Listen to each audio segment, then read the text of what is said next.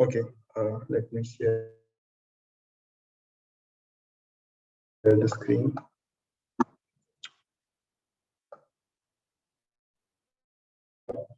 So this is the last chapter of uh, designing data-intensive application, the future of data systems. So before I begin, want to give a brief overview of what this chapter is about. So basically, this chapter gives of things that we in the book and basically how we can build our and services utilizing the knowledge of what we have learned. And basically the focus is what we have discussed in the last chapter as well, that of some data storage your primary data, and then you want to build some derived data systems out of your application. So how do you build those reliable, scalable, and derived data systems out of your original data, right? And we will such use cases arise and how can we actually so that's basically about this before yeah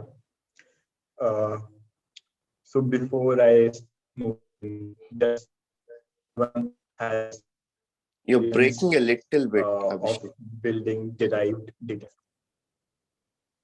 What my voice or is is breaking? it just me? Yeah, a little bit. Or is it just me? I think it could be my internet is quite slow today. Okay. Yeah. Okay. So yeah, I just wanted to know, is there any one of you have any experiences that you want to share before we start of building some data systems out of that original source of data? At one point, I worked on a database Okay. which was almost the second largest database in the world. SQL Server, Microsoft SQL Oh Server. wow. Okay. And like, do you want to talk more about like what was your experience or some of the challenges that you faced and how?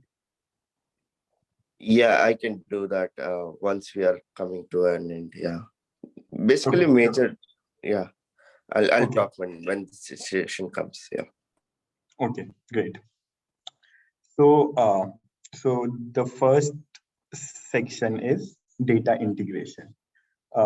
And like one more thing I want to say before going into this last chapter, although it's the last chapter and I'm saying this, but if all of you who are attending book club, if you actually read the chapters yourself, then you will learn 3x, 4x more than if you just hear me talking about things, because then you will understand more. And basically, if there are few things that I have missed out, like you will be able to point them. So yeah, so I highly encourage like reading the book so that the efficiency, like you would be utilizing your time much more efficiently in that case. Okay, so the first part, data integration, right? So what we are talking about is that when we are building an application, uh, we would be using some available products in the market that will be giving some that will be giving us some of the capabilities to store the data, to query the data, and all those things, right? And the thing is that the data system that we will be using, that might not solve all of the problems that we have. So in that case, we will need to use some other data system and integrate these two data systems. So probably we might have one software product as a database that we are using, and it will not be meeting all our requirements, then we will be using another one, right? And then we will have this challenge of we have to integrate them. So this is a common scenario that we would have to face, right? So uh, and then the other thing is that even if you have a problem that you want to solve in the market, you will find a lot of products that solve them. And so basically you will go to the that product's website and see what all features it has. And basically these products are also like marketing, right? On their website they will show you we provide these features, but they might hide underlying that what are the features that they don't provide, or what are the things that they're not great at, right? So like that is something that you have to figure out, and probably while using it you might realize that it is not meeting all your requirements, right? So then you would have to bring up multiple softwares to actually, and then you would have to combine them to bring your application to functionality, right? And we will see examples of these like in the book. So like examples, so let's go with example. So let's say you have a OLTP database, right? Where you are storing, let's say in your database, in some kind of database, you are storing some strings, some text strings, right? And now you want to provide full text search on top of it, so that the database that you were initially using for storing those text strings, that might not be good at providing you full text search, because then full text search is another component which needs a lot of other things like natural language processing, understanding, and all those things, right? So in that case, then you were storing your original data, and now you realize that, hey, I have to provide search as well on my application. And I see that the Elasticsearch is great for this. So now I would have to integrate my this OLTP database, which was storing the data, with the some kind of full text search index, if it is Elasticsearch, whatever you are choosing, right? So now the thing is, now you are keeping copy of your data at like in these multiple places, right? Like your data is living in your original database as well, and you are also keeping copy of your data in full text search index.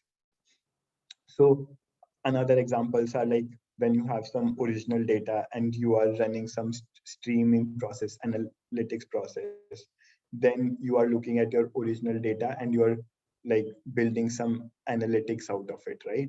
So again, you have taken that original data and derived something out of it that you are using, right?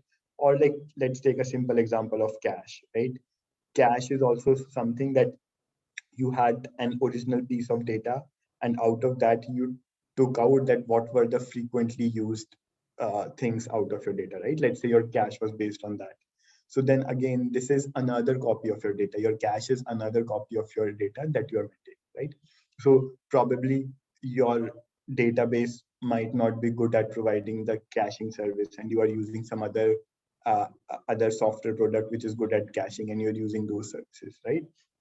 And then uh, like you will see in the market that these software vendors, they will see that the requirements of these things are growing up, so they will start providing those functionalities inbuilt in them. So probably a database would start by not providing a full text search index, but then they will see that a lot of people are using it, so they will have their own capability that you can use our product itself to use the full text search index, right?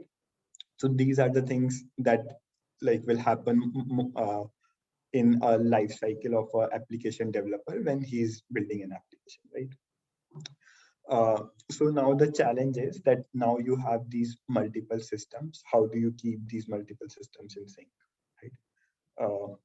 So by the way, is my voice fine? It's not breaking. Is my internet stable? It's better now, Abhishek. Okay, great. Great. Thank you, Praveen. Yeah. So how will we keep these multiple systems in sync, right? So any ideas? Someone want to talk about how can we keep these multiple systems in sync? There are multiple approaches. Anyone want to talk about? some of them.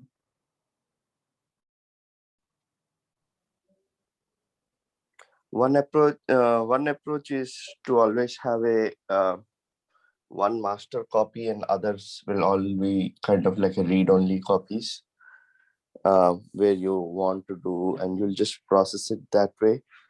Second approach will be the pipeline approach, where every time the data just changes, the data will be actually replicated to the other systems or transformed, ETL'd into other systems.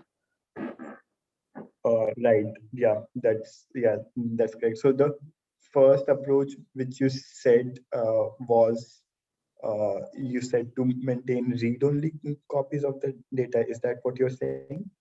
Yeah, you will have one master copy, master primary database, and then for business or for analytics or for all this NLP kind of things, they will all run out of the replicas, out of the, it will be read-only kind of a primary, but they will create secondary uh, relational or metadata views, which will be actually using the primary database. So if the primary tables change, then automatically the views automatically change. Yeah, exactly.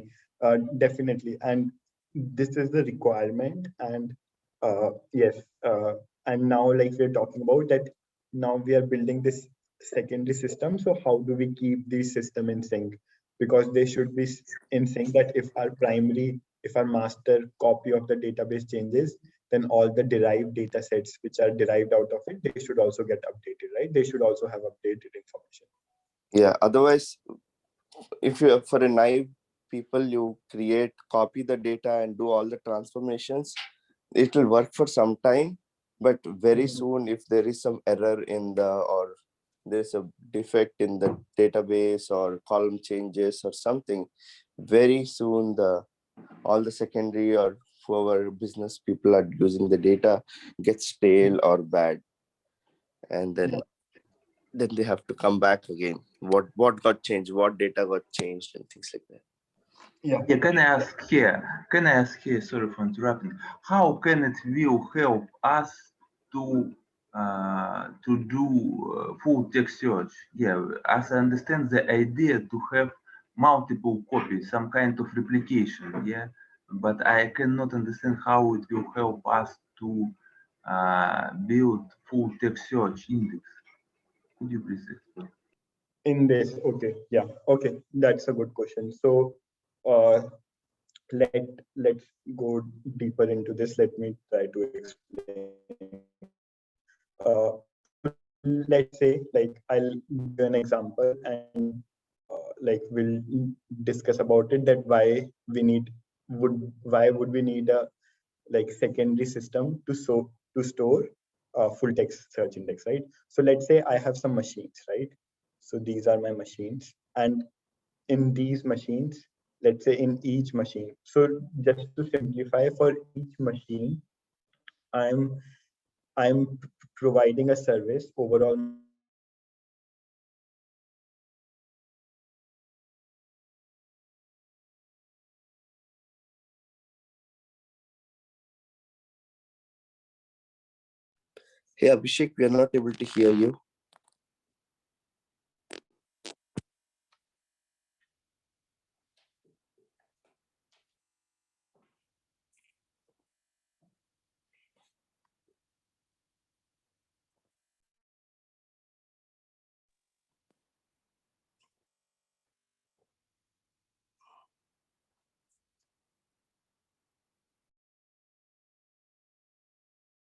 Is everyone still here? I'm here. Oh, okay. I Maybe Abhishek is yeah, having but I some... cannot hear Abhishek. Yeah, I think he's having some network issues. He'll be back. Yeah, am I audible now? Yeah, you are back now. Okay, sorry, I have like bad internet today. Okay, so I was saying that let's take an example that we are building a service where we provide users that they can create documents, collaborate, and search documents within an organization, right? So let's like something like Google Docs for enterprises, right? So to simplify, let's say we have each user, right? And each user's document we are storing in one machine, right? In one shard. Let's say it's a logical unit, one shard where we are storing the document, right? So now the so now let's say now we want to provide search on these documents, right? So you can imagine that in an organization there are thousands of users, and so there will be these thousands of logical units, right?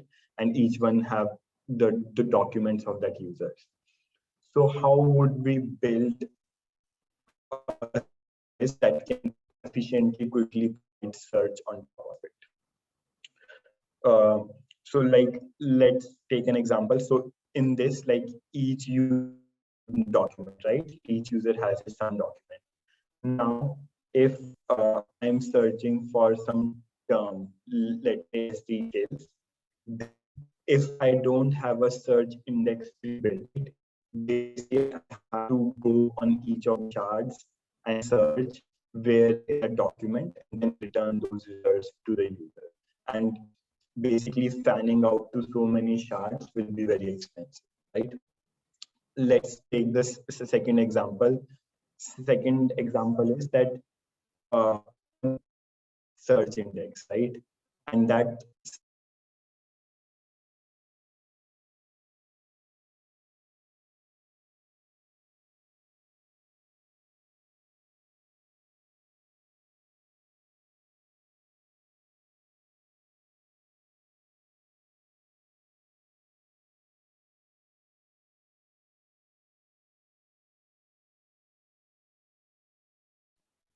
Hey, we can't hear you.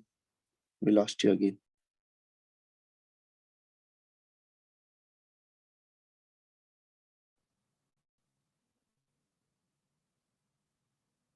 hello. Yeah, you are back. Yeah, I think I'll not share my screen probably because it's, yeah, my internet is not good today. So yeah, Most other applications I'll which discuss may be without sharing taking the the screen. internet. So yeah, okay, and also like, yeah, we are recorded, so this is already recorded. Okay, so my point was, so now out of the documents that we have for each user, we have to create a search index, right? So that whenever a user queries, we don't have to search for documents at that moment. We have to pre-create that search index. That search index is a secondary copy of the primary data. My primary data was the document, and the search index is a secondary copy of it. So so the person who asked this question, I think he is not on the call, but do you understand that why would we need to build a secondary system out of the primary system? Yeah, yeah, it's definitely we need a search index. Yeah, please go ahead. Yeah, but my question Yeah, is, Nick,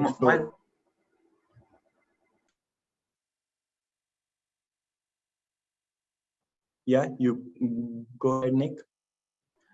My question was, as I understand, the idea was to have some additional copy of data, yeah, not just in inverted index, but something else. But and I was asking question, why do we need additional copy? Yeah, it's clear why do we need additional index, yeah, search index. But how to do integration? How can we do? How can we keep all in sync?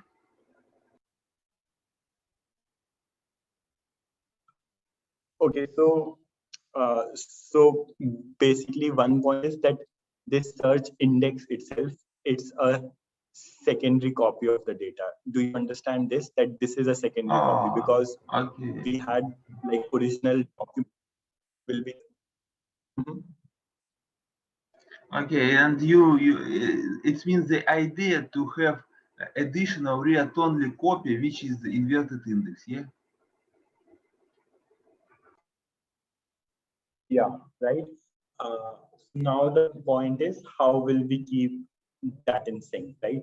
So let's say, like, so in this book, like, they start with very simple approach. So in simple approaches, that we make a concurrent request to these multiple systems. So that means that whenever a document changes, like, let's say my document is one piece and that this index is another storage system, right? So I'll make a concurrent request to both of them that update the document and also update the search index, right? So the problem with this approach is that if one fails and another succeed, then we might have some inconsistencies in the data, right? Um, so that's why the approach of doing concurrent write to the systems is not great, right?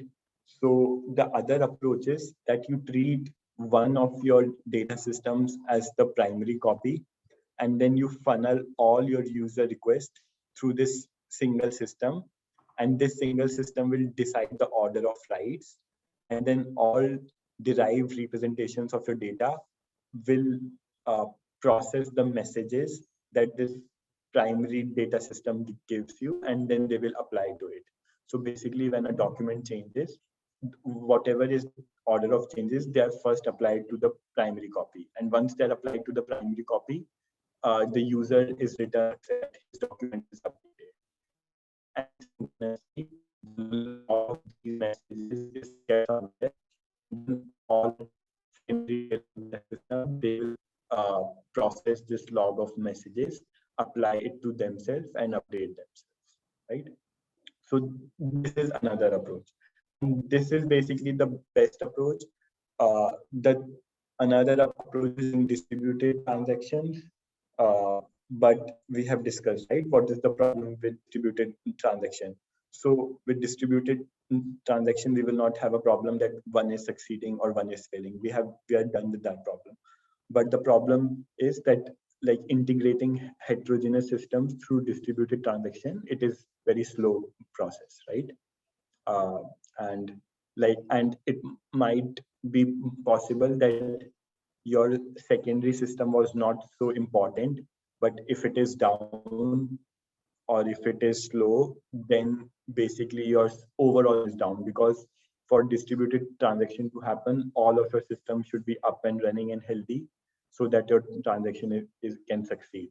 So think about this, that if you're updating your document and if your indexing system is down, basically the user is not able to update his document itself, right? Because distributed transaction will fail. So which is bad experience, right? Yeah, it's a good point. It means the distributed transaction, they are always online, yeah, like synchronous replication. We have, in case of distributed transaction, it looks like synchronous replication. Yeah, distributed transaction is kind of synchronous, yeah, that everything should happen together. And in that case, if any one of them is not working, then your overall system will fail. So, so yeah, so these are the approach, like, so this is the approach that we usually take to keep these systems in sync, which is this log-based derived data that you generate the log of all the changes that has happened to your primary data, and then you asynchronously and eventually apply those to your derived data, right? And then the other thing we can do is like total ordering, right? What is like kind of consensus kind of thing, which we have discussed. So basically, we can consider these derived data system as replicas and copies, right? So we could also do this, that we apply those algorithms that we discussed for consensus, that if like one node changes, only when like it is applied to majority of them, then those updates, then your overall change succeeds. So then again, in this case, your consensus will succeed only if all of the systems is up, right? So again, consensus is also not very good approach.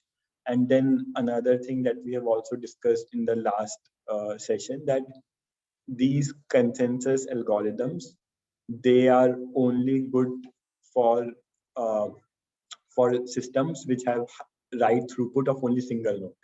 So what that means is that, let's say if your change, whatever change you made to your database, right?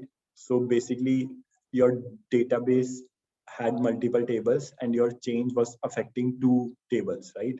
So now these, whatever changes were made to these two tables in different nodes, they also have to be replicated to the derived data systems built out of these two tables, right? And basically consensus algorithms we have discussed, they only work with a single node, that you have a single master and then you are applying those changes to replica.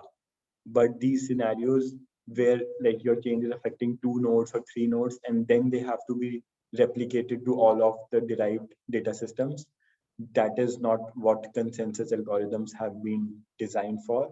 So that's why you cannot use them for those scenarios, right? Then the next point is uh, the next point is like how do we maintain the ordering of the events? So why, first question, why is it important to maintain the order of events? So we need to maintain the order of the events between the primary data source and the derived data source. So let's take let's take this example, that if we have multiple updates that are made to same object, and all events are not routed properly, then what can happen, right? So let's say on a social networking site, we have two users who were in a relation, but they broke up, right? So they unfriended each other, and then the person who unfriended his or her partner, he sent out a message to all his remaining friends, saying or complaining about his ex-partner, right? So basically his intention is, because he has unfriended his ex-partner, that message should not be seen by her ex-partner, right? But if these events happen like very quickly, that he unfriends and he send a message, and the order of events is not maintained, because basically these two events will go in different tables, right? If these events were going in one node in one table, then that node itself could have maintained the order seen in what sequence they came. But if these data is in different table, because the database of storing relationship might be a different table, and the database of storing messages might be different table, right? So these are two different tables. So now if these events happen in different tables, and now if whatever derived data system we had out of it, it does not receive the message in the order in which the events happened, then we can see the problem that his ex-partner could also see that complaint message, right? So that's why ordering of events is very important when we are building with these derived data systems, right?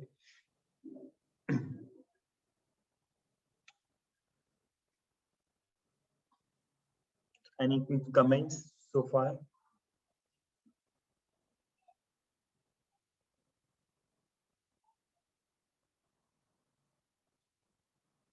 Okay, so then now we're talking about that, what are the approaches that we use to build these derived data systems. So one, like few of the approaches we have already discussed in the past chapter, which is batch and stream processing, right? Batch and stream processing are also a kind of derived data set, because you had your original data, then you ran a batch job on it, or you were stream processing it, and then you were either building a search index out of it, or you were building a materialized view out of it, or you were building a recommendations out of it, right? So basically, if you were creating some ML algorithm, you might run a batch job that would process all the history of the data, and then create some algorithm to provide you recommendation, right?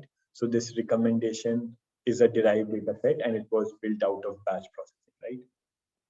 So then in the past two chapters, we have discussed about batch and stream processing, but there is also a third kind of architecture, which is mix of both, which is called Lambda architecture.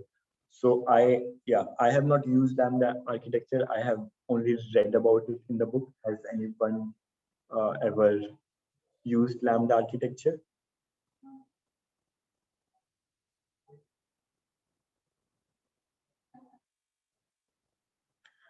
Yeah. Okay. So basically, so generally what we do is in batch processing, we process the historical data, and in stream processing, we process recent updates, right? That's what we have seen. And so what Lambda architecture does is it combines both of these approaches. So basically what it does is whenever it sees an incoming data, it stream processes it and creates an approximate update of the view. And then a batch job runs on a schedule, and it collects and creates the most accurate version of your data, right? So this is what the Lambda architecture is. It's combination of batch and stream processing.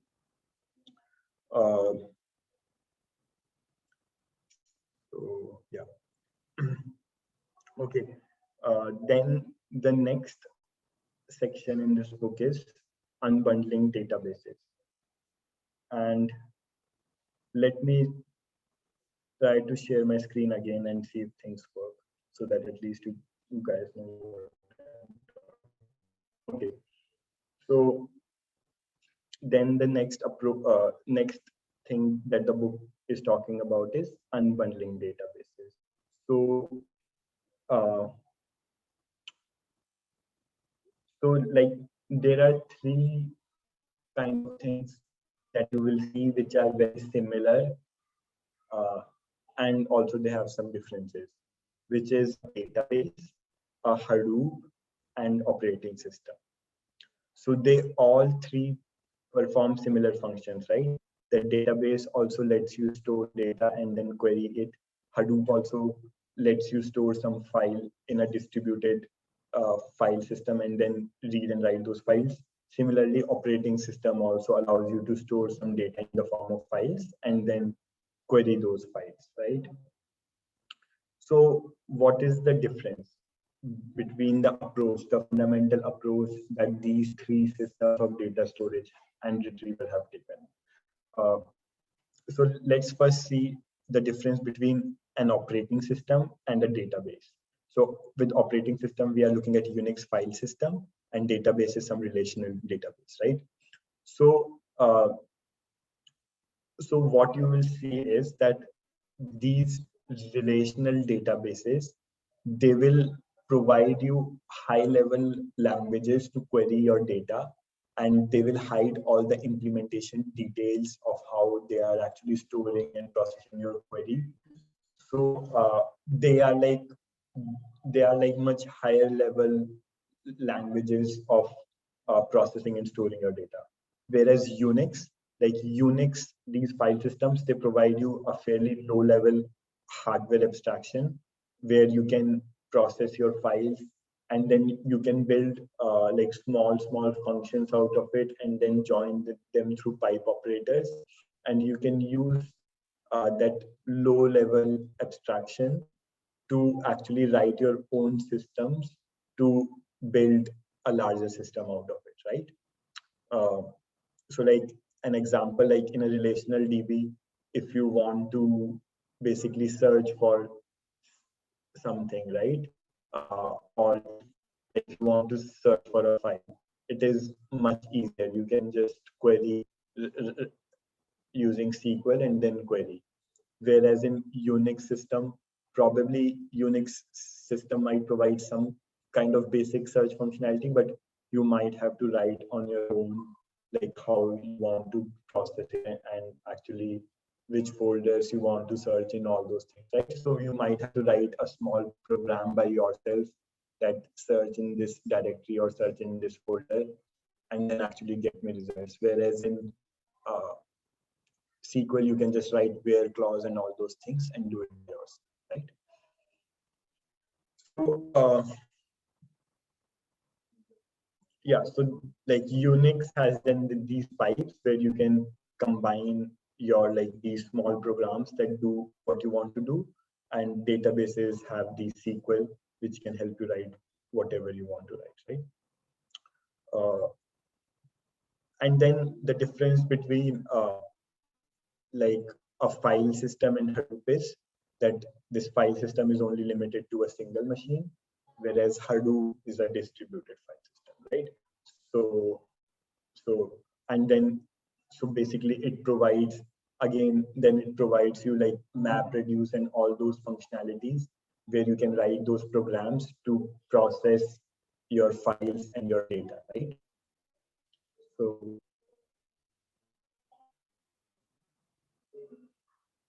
yeah, so this was three kinds of data storage things that we generally use. So so now let's see that when we have to compose these data storage technologies, like what are some of the use cases? So we have discussed this before, that we can combine some multiple storage technologies. And so what are those use cases? So one use case is secondary index, right? That basically you have a database, and database by itself, it only provides with primary indexing, but you want to create a secondary index out of it. So then this secondary index is a derived data set, another derived data set out of your data. And like some of you might say that this secondary indexes are provided by the database itself, right? Why are we calling it a derived data? So like database vendors, what they saw was that a lot of people are using the functionality of secondary indexing. So they created inbuilt functionality of these databases that they can provide secondary index, but behind the scenes, they are building this like a derived data set, which is a secondary index, right? So similar to what that a vendor first initially might not provide a search index, but then you might see that a lot of people need this functionality and they might provide this inbuilt, right? So another use case is materialized view. So materialized view is like some pre-computed view that like basically you are storing the sum of all the values. So that is something that you have pre-computed, and that is again a derived view out of your primary system, which you want to keep up to date whenever your primary system changes. The third use case could be replication logs. Basically, you want to maintain copy of your data, like replicas of your data, right? So then you want to keep replicas to have durable storage to increase your durability. Then again, you have a primary data, and these replication logs are propagated to these secondary copies. So that your fulfillment of durability could be achieved, right? And the fourth is full text searching. So basically, what you will see is that there are parallels between the features that are built by the database vendors itself and the derived data systems that you would want to build using batch and stream processing out of the data, right? So like, let's take this first example, that creating secondary index. So how would a database create a secondary index? Let's see how it is done internally. So let's say initially you had a database, you only had a primary index, and now after using it for 4 or 5 months, you decide that you want to search on this column very frequently, and then you want to create a secondary index on this column, right? So when you will write that command, that create index on this column, what database will do is database will take a consistent snapshot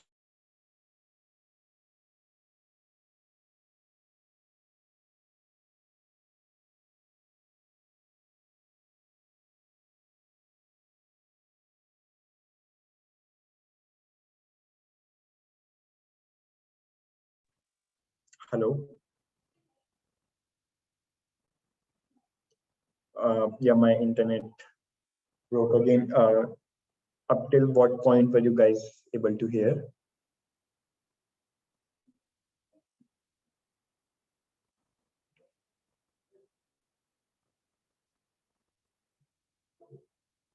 Hello. Yeah, Yeah, we heard about the secondary indexes, metadata view, and about full text index. Okay. And did you hear about that? How a secondary index would be built? No, you I think mean, you're starting that. Yeah. Okay. Yeah. and I have a question. Is it a full text search index? Yeah, it's Is second. full text search what?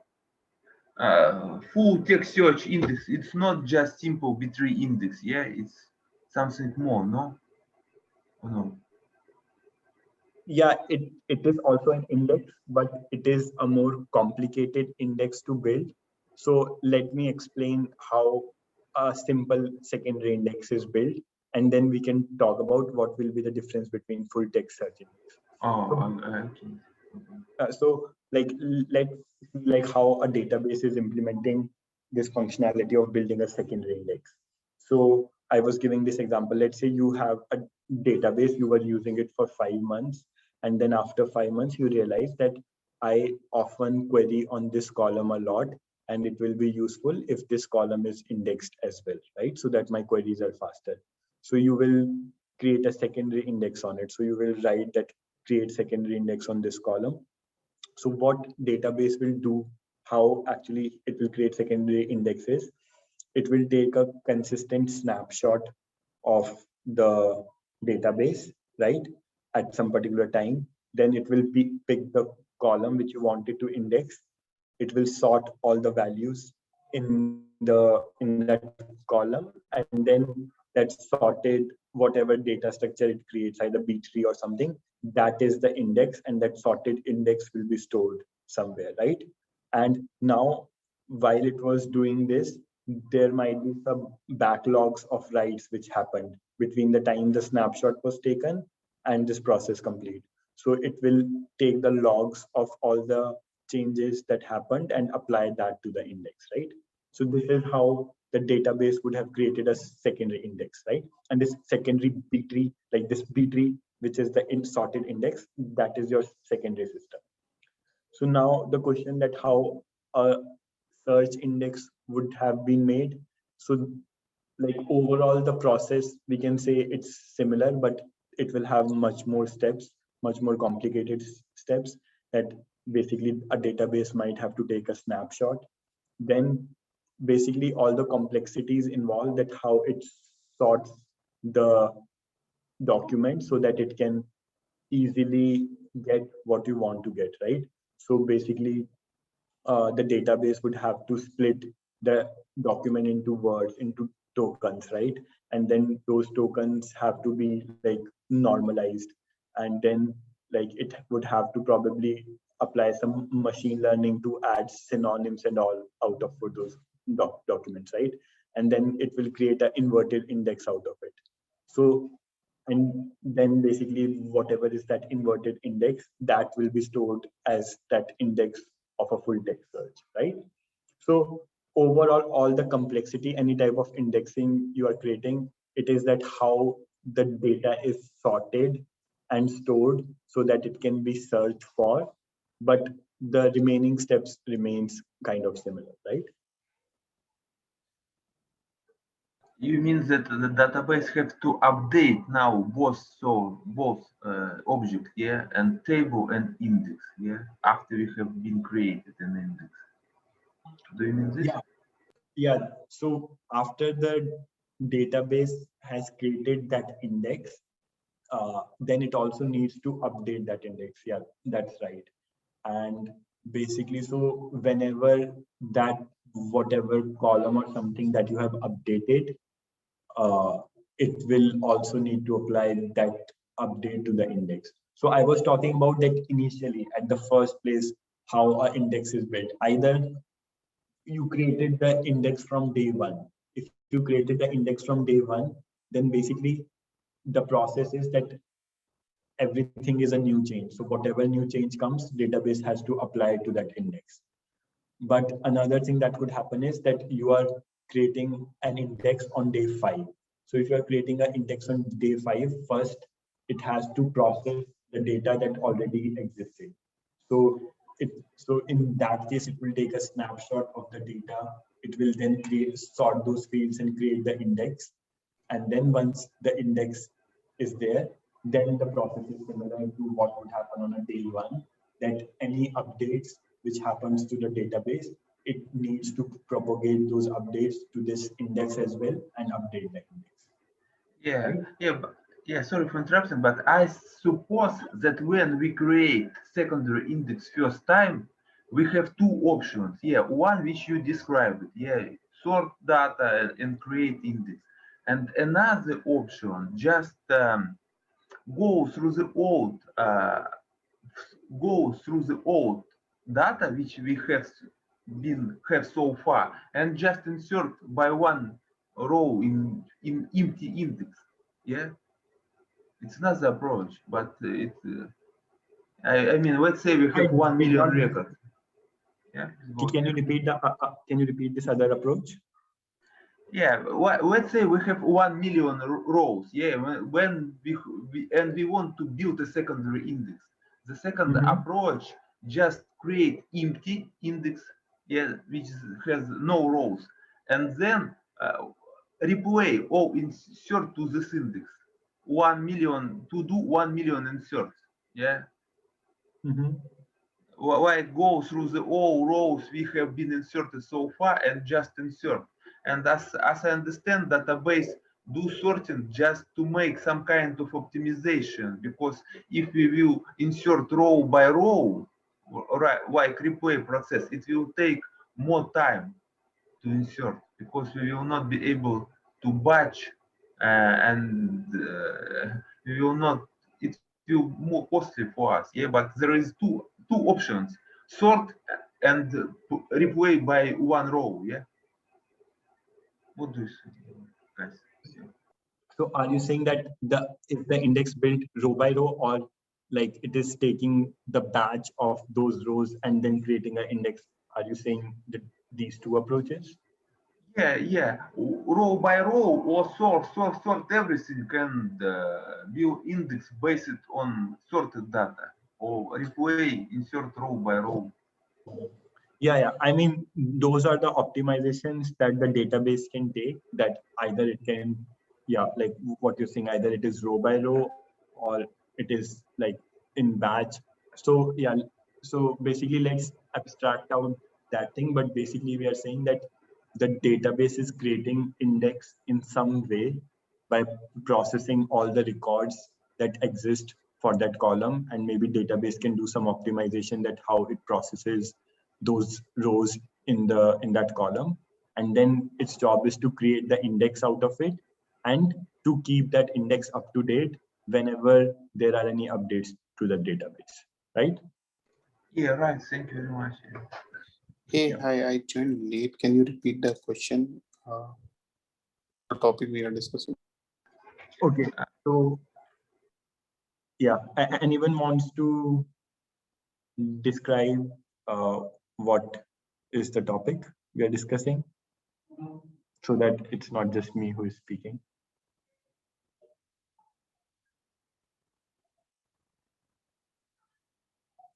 Okay, so Dave, we are talking about that basically when we are building applications, we have these scenarios where we have original data and we are building derived data out of the original data.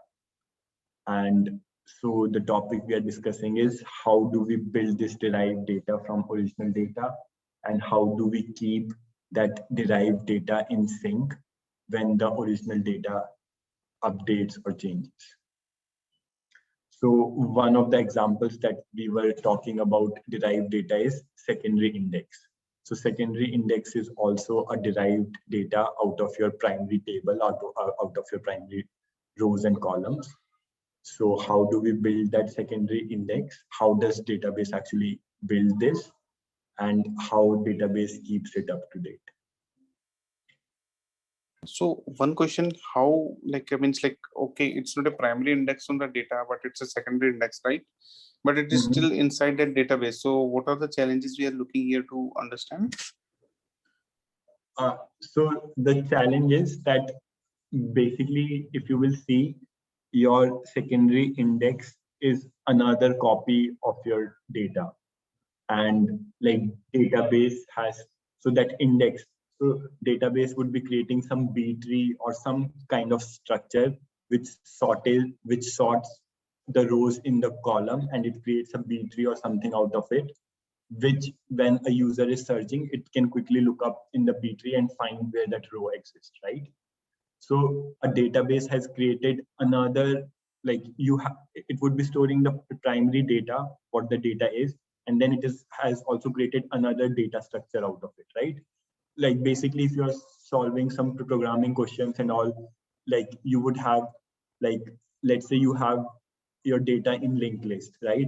But you also need efficient lookup. So then the same data that you had in linked list, you will also probably store it in a dictionary, right? So that you can have fast lookup. So now the thing is, you have to keep your linked list, your dictionary up to date with linked list, because anytime you are adding new nodes or removing nodes from the linked list, you also have to update your dictionary because it is a secondary copy of your this primary linked list, right? So how do you keep that up to date? How do you initially create the linked list? Those are the things that we're talking about. Okay, got it. So, but again, then like my 2 cents should be like secondary data means like way I understand the secondary index is basically an index on a non-primary key of the data. Means that's what the generic definition is like. Yeah, you're right. Yeah, but yeah, I mean, so basically. So are we looking challenges from the like a concurrency perspective or transaction? What aspect we are looking to understand? So it might be not so visible to you because database implements it, but it is a basically example of, so here you don't have to build this secondary index because database does it, right? But let me ask you something that, let's say you have to build a full text search index out of your primary data. And let's say your database does not provide that functionality, right? So how will you do that? So like first assumption is that the primary database, that's assuming that's a transaction database or maybe some sort of another data, like non-SQL will also do. But it would provide sort of a bin log or a change data capture, like generic term is change data capture or a bin log. So there would means I would subscribe my now the second this is the first tool which I have to figure out what I have to select. Then I have to select the second tool, which would be basically my like what you said, text search server, a type of a database or a library which can crawl over data and build a full text search lookup. So this service or a server will become means like if you've seen that master slave it will become a read-only slave for that data, and it will consume and update the index. So that's what I think would be the approach.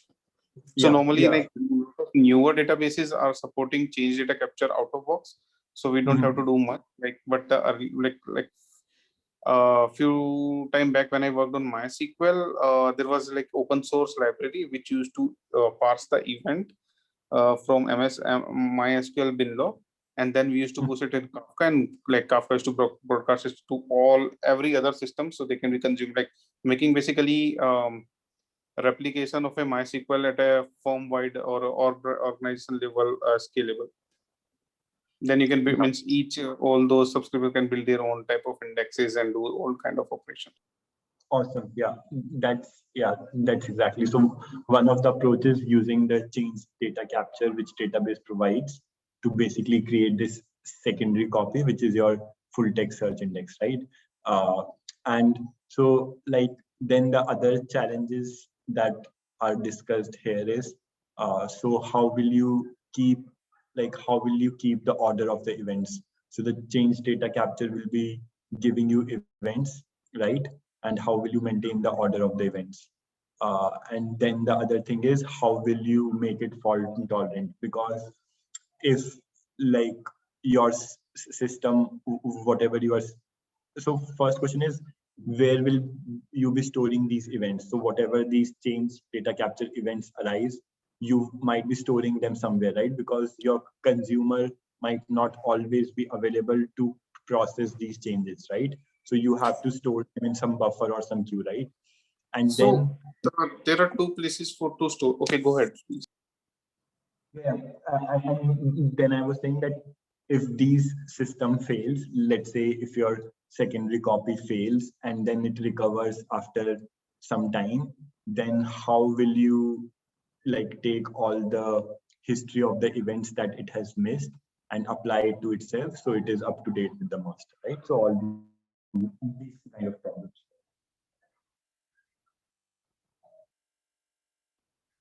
So yeah, you were saying like what is the approach that change data capture would solve? So You want to like go ahead? change data capture, like there are two parts, like hmm, like Cosmos DB, you can query it for a change data capture for a range of the period, right?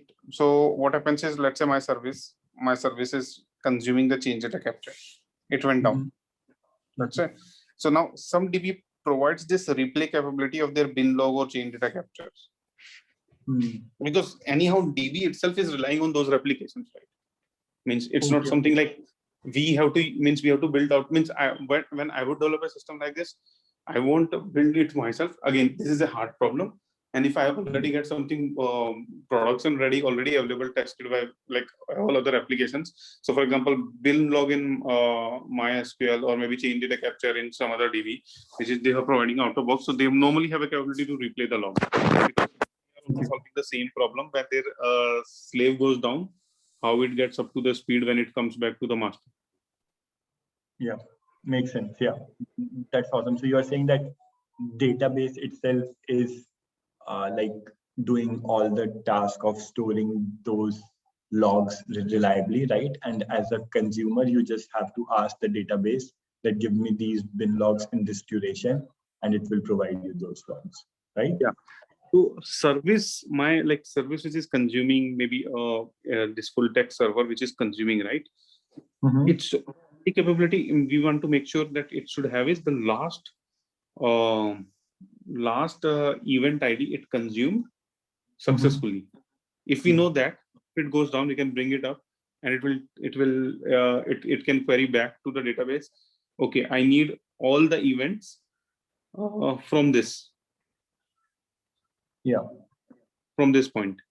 But now one thing will come in, like when you think it as an evolution over a period of time, let's say your system, you are a small company, now you're growing. One challenge will come if you tightly couple this with some database, right? And then you couldn't get out of that database itself. That would be the one the key challenge in that. So in that case, what you can do is, instead of doing it this way, you can use something like Kafka, because it also has a capability to store it to an extent. Means, yeah. So that would be another way, like some sort of message queue instead of directly querying DB. So in that case, your all other secondary, the system which are building this derived database or secondary database will become decoupled from what is your primary data store. Awesome. Yeah. Perfect. Yeah. That's another great approach. Yeah. Yeah. Thank you for talking about this. Yeah. So as you said, the first approach, basically your system is tightly coupled to the primary data that you were using. But if you're using a generic Kafka or something, then whatever APIs that you are using, those will remain same, because now you're using Kafka, and you can start pushing any of the primary data systems, even if it changes to Kafka, and your consumers don't have to worry about the change, right? Because basically they have to deal with how they're sending messages to Kafka.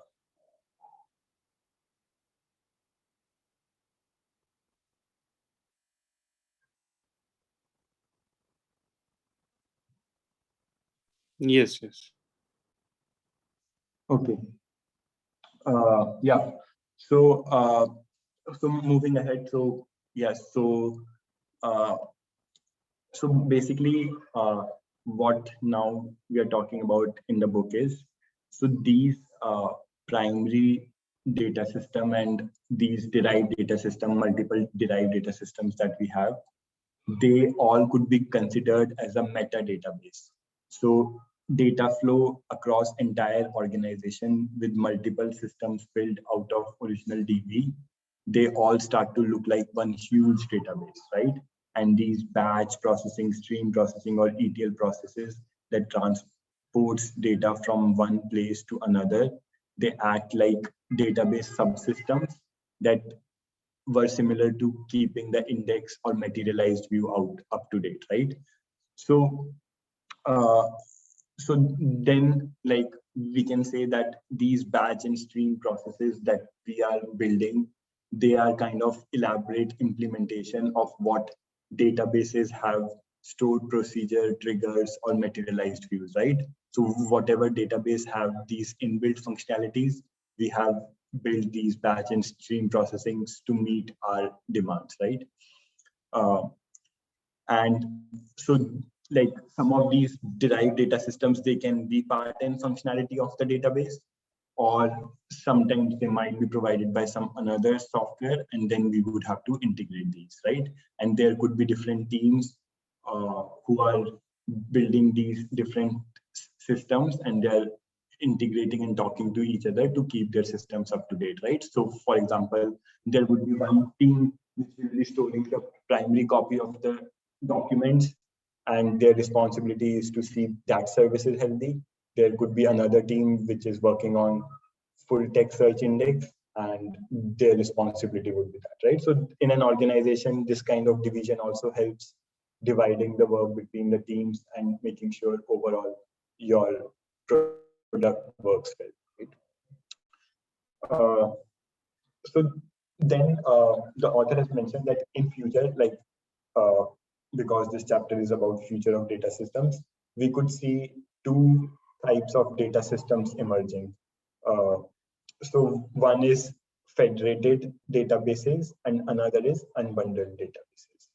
So uh, what we mean by federated databases, that basically all these subsystems that the database have, they are all working together, and to the end user, they provide a uniform interface to query.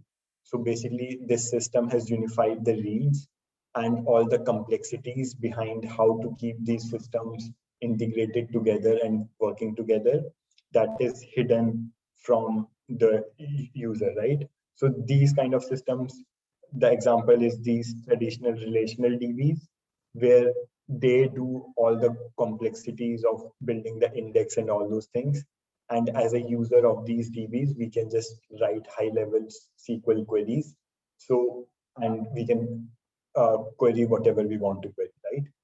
But the problem with this kind of approach is that, like, if we have to integrate these systems with like other systems, then it will be harder because they have initially been not thought of building that they would have to be integrated with other systems, right? And so now what you will see is there are other kind of systems, which is unbundled databases, where they will be providing you some small set of functionalities that they do great, but they will also be providing you lot of APIs that you can use to create derived data systems out of it. So like they was talking about that, like now the databases have started providing you change data capture, right? So change data capture is something that the database is unbundling itself, that you can use the log of events, whatever has happened, to create your own data system and build a new system out of it and integrate it, right? So, and like, and I think Martin Clifton is very big fan of Unix. So he says that this approach is like very similar to in Unix, right? Where you like the fundamental philosophy of Unix is that you build one thing really well, and then you combine your multiple functions or operators through these pipes, and then overall you build whatever functionality you want to build. So you build these small parts and then you combine them. So this is what he's comparing with unbundled database, that they are good at some small functionality, and then they provide you these APIs that can help you connect and integrate multiple systems together, right? Uh, and so like again, like there are two ways to keep this system in sync. These the like you have your primary data set, derived data set. Like as we have discussed, there is this change data captured. So change data capture is ordered log of events that you can apply to yourself as a consumer. Another thing that you should be careful as a consumer is that you should be idempotent. So basically the log of events that you're applying, they should be idempotent, right? Because if you fail, and then if you're if you're retrying, you're reapplying, that should not, it should have exactly one semantics. So it should not be like that thing happened twice. And then the other approach, which is not so great approach, is distributed transactions, right? So some of the disadvantage of distributed transactions is it will be harder, it will be slower process. Both of your system will be tightly coupled. If one system is down, your whole system fails. The advantage of having this ordered log of events in the form of change data capture with idempotent consumers is that it is much simpler process. Your systems are loosely coupled. It is not affected by slow consumers. If a consumer fails, it can catch up. It can ask from the primary data source to give it the log of changes, and then it can apply it to itself, right? So, and because of this loose coupling, it is also easy that this overall data system can be divided between multiple teams. Each can own some piece of it, and then they can work together to integrate and create your overall data system, right?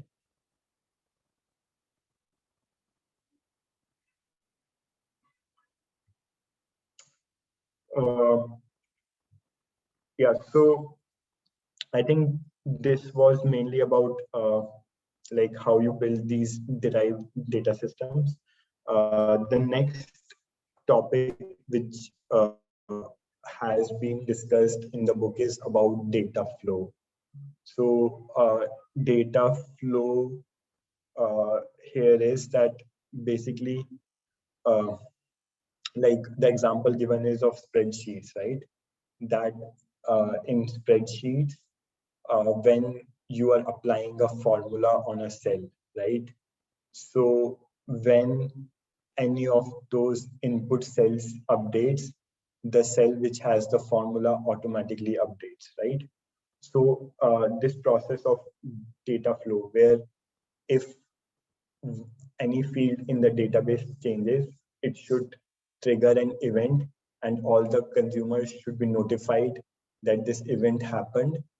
Like this is something new, and the databases have started adopting it now, but it was not built into the databases, right? So like in a typical database, in a SQL NoSQL database, if you have some data stored, it is kind of in a mutable state, and whenever you change it, then like it is just a dumb change, like nobody is notified that it changes, right? But it will be much better if we have the systems that whenever a data in the database changes, people are notified, whoever that change is important, they are notified of it, all the consumers are notified. So then databases started providing the functionality of triggers, where you can apply triggers on your data system, and then uh, you will be notified for it, right? Uh, the other thing that you will see when you are building like these kind of derived data sets. So this is a very useful scenario is, so basically you will be writing some application logic, right? So your application logic knows how to process your data to create this derived data set. So for example, if you are creating a recommendation system, you might have some your application logic that how to process that data, what kind of ML algorithm to apply, how to get the training data to actually build this derived data. So that all is your application logic, right? So where is this application logic stored, and how is this application logic maintained, and how does this application logic talk to the database, right? So one approach like you would see is like these database provides this functionality of functions, right? Where you can use stored procedures in the database to execute something on the data, right? But like these are like very afterthought approaches, because if you are using stored procedures, then all the things that you want to do in application development, in application code development these days, like managing the version control, right? Dependency management, how will you do rolling upgrades, like from one environment to another, like from test to production, right? All these things are not so greatly supported in databases. So that's why generally what you will see is that you are building your applications in such a way that your application code is in form of microservices, and these microservices are stateless. And one of the advantages of having stateless microservices is that you can add and remove machines at any time, right? So there is no state stored in any of the machine. So even if one of the machine dies, like you can bring up more machines, right? So like your application code lives in this microservices, and then whatever state that you have to store for your application, that state is stored in the database, right?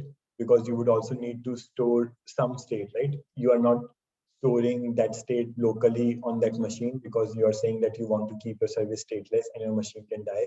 So that state, you will be saving it in a database, right? And so that database is now kind of a shared mutable state of your system, right? So yeah, so